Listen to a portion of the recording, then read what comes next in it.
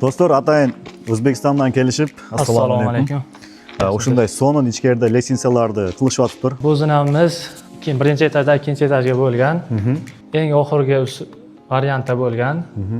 Balandligi 0 dan patologgacha 4 metr.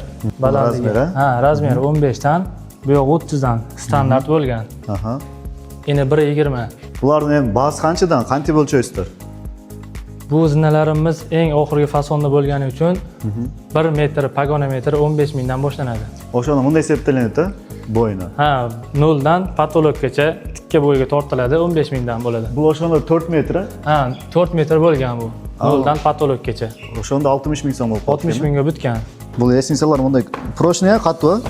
Bu lestnitsalar mustahkam. Armaturani seli 8 ta tashlaganmiz uzun bo'yiga.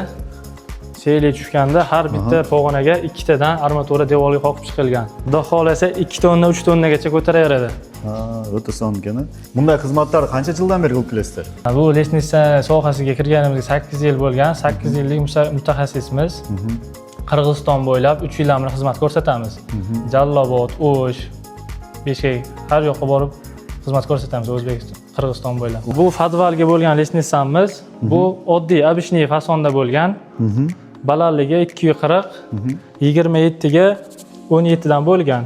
Bu eng oddiy обычный bo'lganligi uchun buni 12 mingdan qilib berganmiz. 1 metrni, pagonometri. Undan sirtqaridagi balkondagi klaslarmi? Balkonlarni ham, tashqarida fasad zinalarni ham qilib beramiz. O'sha uchun sizlarga qanday emnelar kerak bo'ladi?